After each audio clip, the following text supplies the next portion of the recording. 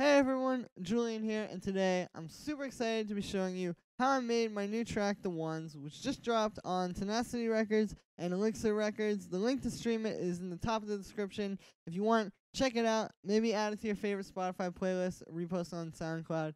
You feel me? And yeah, I'm just going to be going through how I made this track. It's pretty simple. So basically I have everything grouped into these sort of color groups. These dark blue ones are the drums. The magenta purplish ones are the synths, red ones are the bass, blue ones are the vocals, and then the green ones are the effects. So yeah, I'm just going to start with the synths here. The synths are actually pretty simple in this track. They sound like this.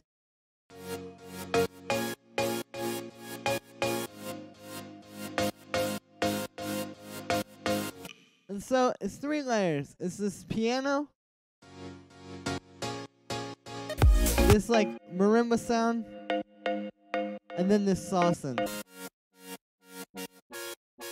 So to start off with, the piano sound is really simple. It's this one Nexus patch called Piano Dance Piano 2K7, and basically, yeah, this is just a really solid sounding piano. I really like to use it for tracks like this where you just want like that powerful, almost kind of like Korg M1 style piano.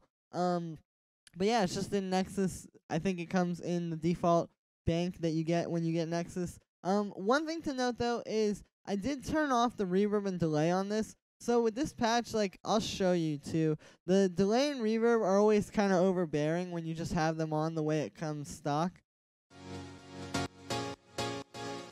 That would work if it was like just this piano, but because there's other layers under it and just a whole lot of stuff going on with like the vocals, I try to keep these things under control, and a good way to do that is to just not have the delay and reverb on there, because again, you just get the piano sound without all that extra stuff that's just going to make your mix more clouded and muddy and just out of control.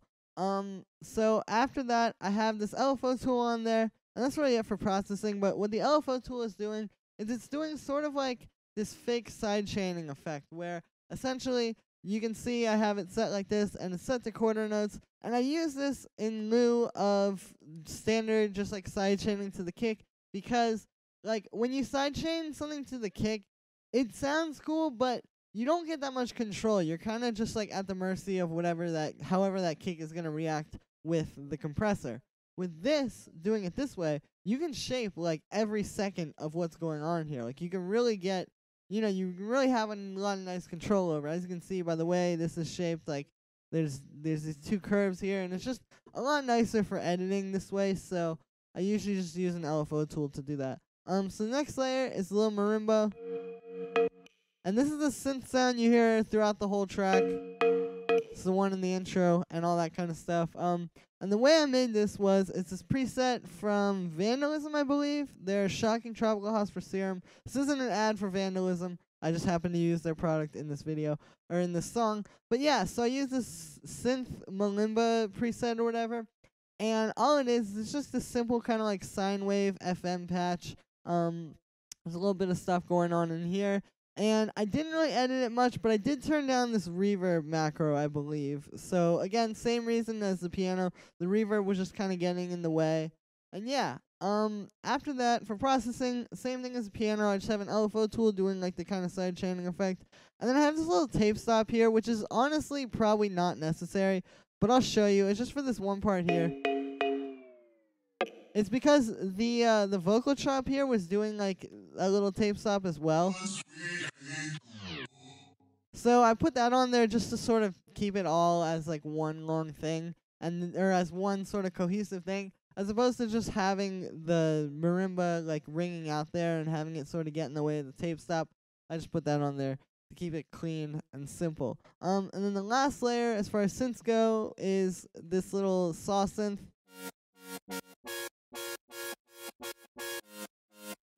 So this is pretty simple. I made it in Serum.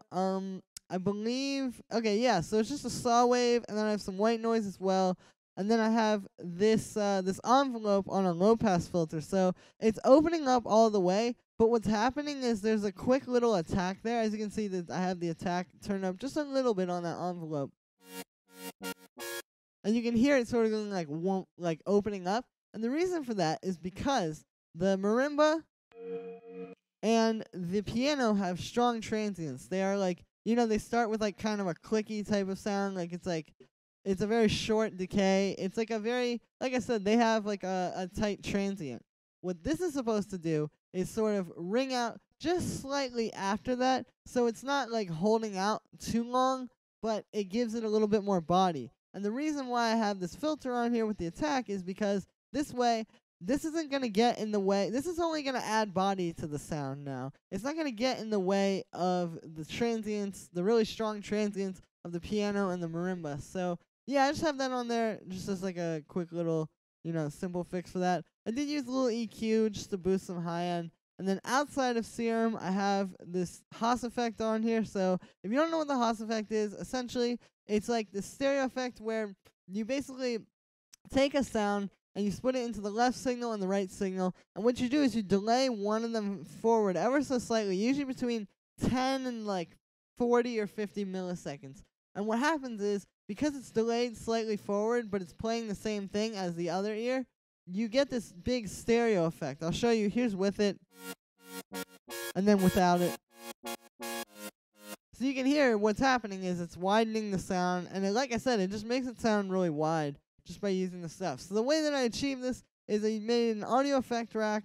I have two chains in there. One's all the way to the left, one's all the way to the right. And on the one that's all the way to the right, it doesn't matter which one you do it on, but I just did it on the one that's all the way to the right on this one. On the right ear, I have a simple delay, which is linked, so it's just a mono delay. I have it not synced, not like time synced, so I'm just doing it by milliseconds. No feedback, and then 100% dry wet. And then I have this set to 15 milliseconds. So like I was saying, between like 10 and 40 milliseconds is pretty solid. 15 is just what sounded good for this. So next thing I'm going to show you are the vocals, and I'm going to start with the vocal chops. So the vocal chops sound like this.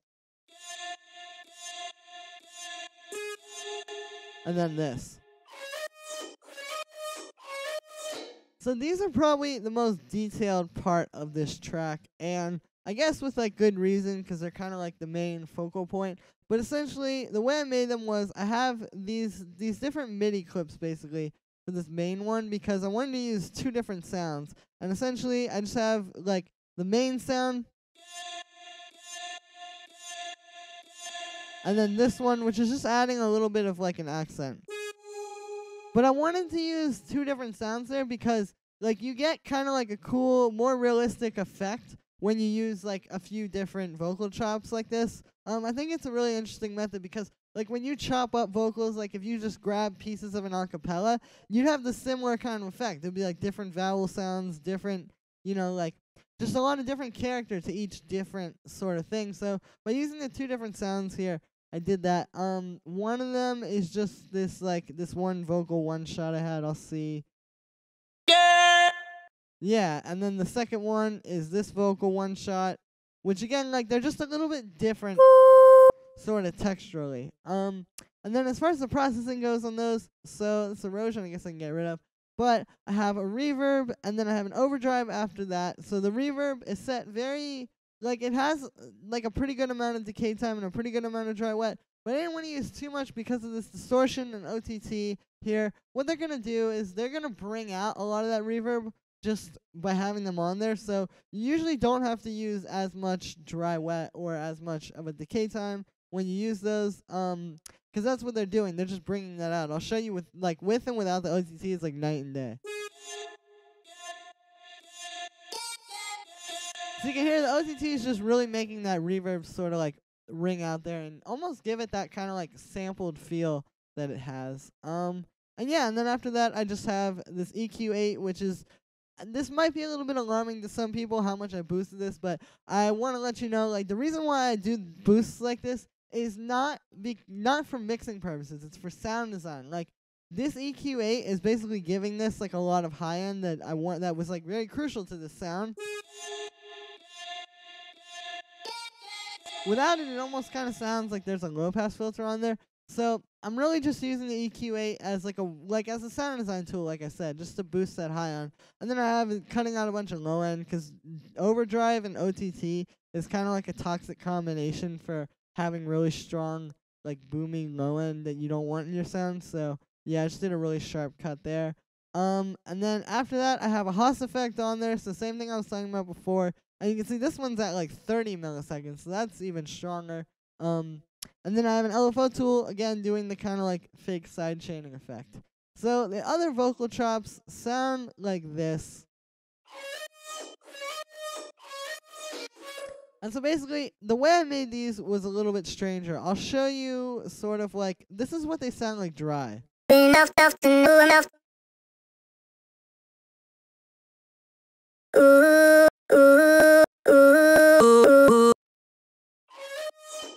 I believe I took the part at the beginning of the song where she's like, ooh, and just kind of chopped it up a bunch. But yeah, so I was just taking like different pieces of that and sort of piecing them together.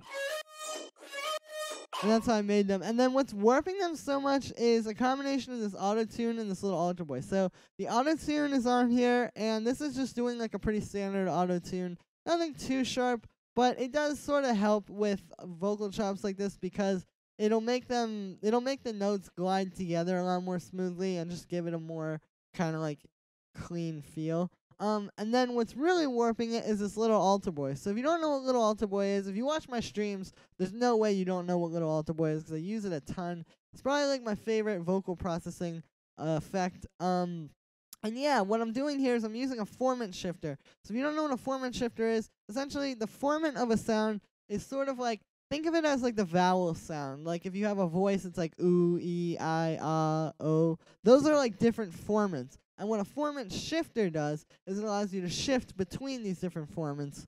And really what it kind of does is it like just really obscures things because like when you're shifting formants, you're really like dramatically changing the sound. So yeah, like it's just a nice way to do like kind of morphing vocal effects like this. And so what I did here was I actually went like kind of crazy with it, and I have it basically automating around the formant knob here like a lot throughout this.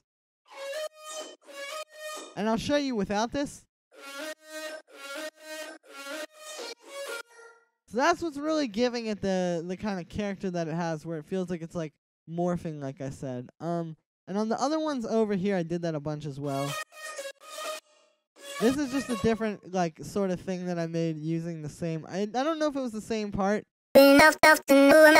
But again, it was just like a part of the acapella that I took and chopped up. And then I also have these little things down here.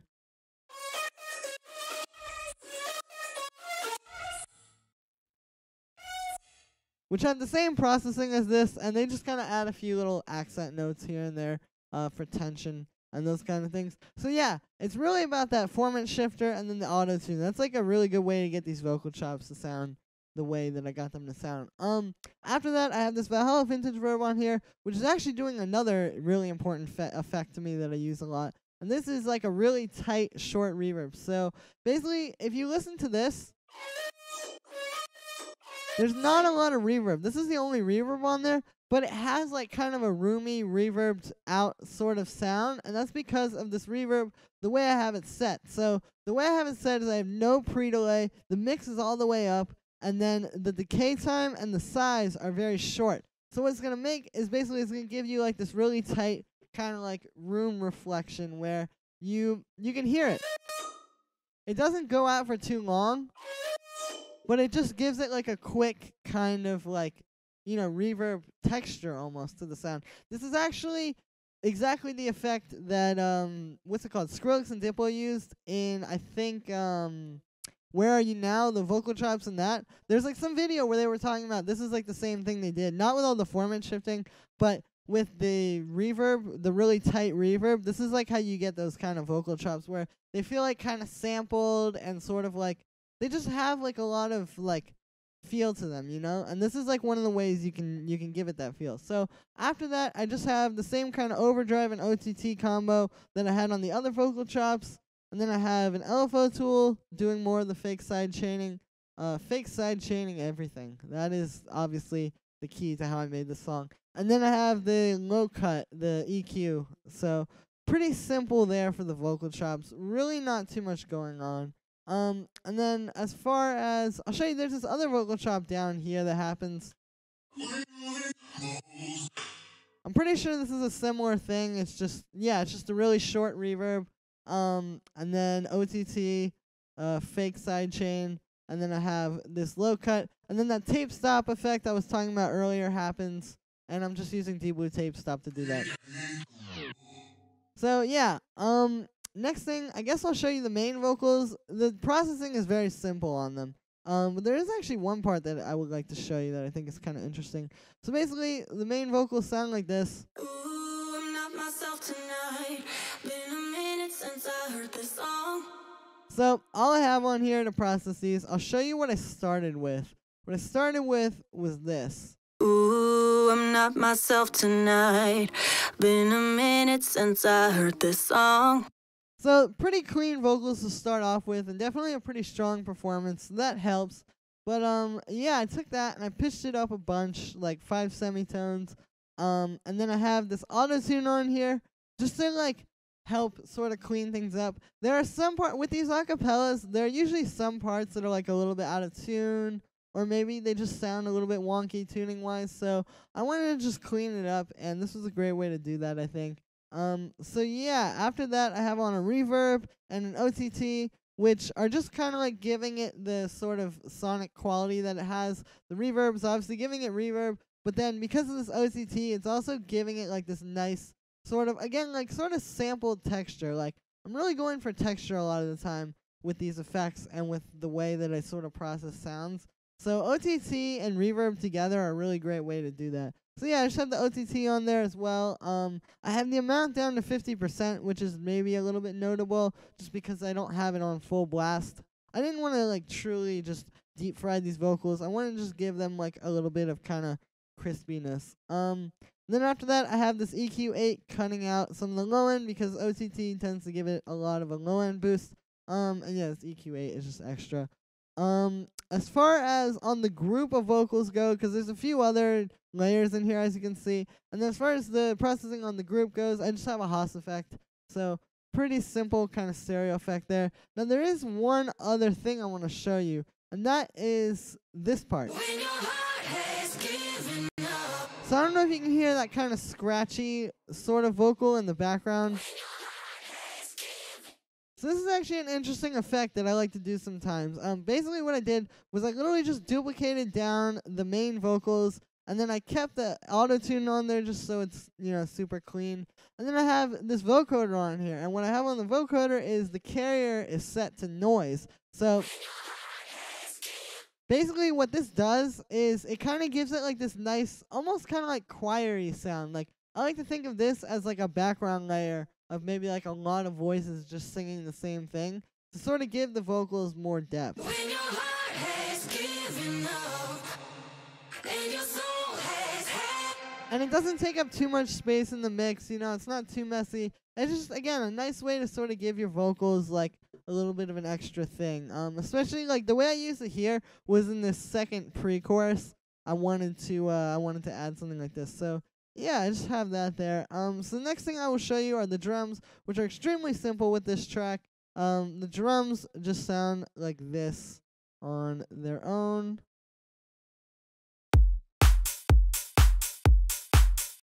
So all it is it's just a simple kick, a simple clap, and then this little hi-hat that I have here in this drum rack.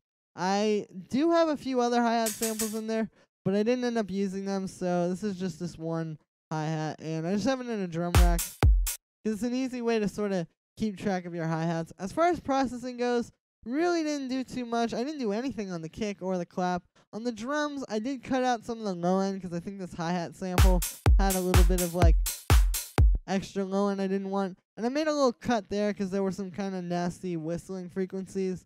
But yeah, as far as like the other drums go, I mean, there's this little build snare, which I do actually have. So this is just a simple snare. I think it's from Cymatics. I did use this pitch knob here on the little altar boy, and I just have it pitching up so you can see. Pretty simple, kind of like standard, you know, build-up effect. And yeah, I guess I use the utility to convert that to mono as well. Again, just simple stuff. I have this clap. I mean, really nothing too crazy going on with the drums. with the drums and the synths in this track and the basses, which I'm about to show you next, a lot of it when you have these like heavy vocal tracks is really just gonna be like, sort of utilitarian or like more just kind of functional. Like the drums just need to be like punchy and loud and powerful, and they don't really need to be saying too much on their own. They kind of are saying enough just being in the background, if that makes any sense. And same thing really with like the synths and stuff too. Like my main focus with this track were the vocals, and yes, that's why a lot of this is so simple. So here are the different bass sounds. So we kind of have two layers here in the drop. We have this one, and then this sub. So basically all this is I believe this is a preset as well. Yeah, it's just this simple bass preset, and then that didn't really have enough low end, so I just added in the sub, which is just operator on its own, just a simple sine wave. Let's see. Yeah, I didn't even play with the envelope. Just a simple sine wave to sit underneath this sound. And then this one is kind of the bass that you can hear, so you can still hear something, like when you're on like not as powerful speaker systems, like on a phone or something, you could hear this bass. But then this is the bass you can feel. So yeah, and then as far as processing goes on those, both of them are pretty much dry. But I do have an LFO tool on both of them, again doing the kind of like fake side chaining effect. And then the only other bass here is this little Reese bass from the builds. And this is a really simple sound. I just made it in Serum. Basically all it is it's saw wave, the default saw wave. I turned the unison up all the way to 16 voices, and then I have this low pass filter on there just to cut out some high end. And this is just a nice bass for like parts like this build, because you can hear it just kind of gives the track like a really solid foundation and helps to bring the chord progression along. And then also, like, another thing is if you don't have a bass in your builds when you're making tracks like this, then the bass in your drops is gonna be too hard. Like if you only have bass in the drop, like when you get to the drop, like I said, the bass is just gonna be hitting too hard. It's gonna sound a little too weird. It's all relative, It's all relative to like, okay, earlier in the track there wasn't a whole lot of bass, so now all of a sudden hearing bass is super strong. So you need to have elements like this, like little background kind of bass sounds, to just give it the proper mix, like overall of the frequency spectrum. So the last thing here is really the effect sounds, and those are like very simple. I mean, it's just different, sort of things I have. Nothing really too much to say there. I mean, the effects are really just mostly about like, layering them properly, like, use samples. Obviously, I have a ton of effects samples in here. Although this riser, this serum thing here, I did actually make on my own. But, like, yeah, it's just a matter of, like, knowing how to layer them together. Like, just don't go too crazy with it. Or don't do too many things at once. The samples are buffering. But, like I said, as long as you just sort of adhere to that, you should be pretty solid. The only other thing in here is the master, which I will talk about briefly. So on the master, I have two effects on basically, or actually I only have one, my bad. So basically what I have here is I have this EQ8, and it's got like a low cut, or a low cut curve. So as you can see, basically in most of the track, it's only up to about like 30 hertz, which isn't really doing too much. It's mostly just cutting off all that low end stuff that's like below 20 hertz or so that you wouldn't really be hearing anyway, but will kind of get messy on like bigger systems. But then when it gets up to like here, you can see it starts lifting. And so what this is going to do is basically before your drop, the bass is going to be cutting out. You can hear here. So you can hear like there's no bass in there before the drop. And what's going to happen then is when your kick and bass drop, like when the drop actually happens, it's going to make them hit that much harder and just make it a little bit stronger overall as a drop. So this is like a pretty common technique. I mean, obviously, like when you see DJs, they like turn up the high pass filter before the drop. This is just kind of a way of putting that into your track and using it in like a more sort of production sort of way. So yeah, that's going to be it for today. Make sure to let me know what you think in the comments, and make sure to check out the track as well. Like I said, first link in the description, add it to your Spotify playlist, repost it on SoundCloud.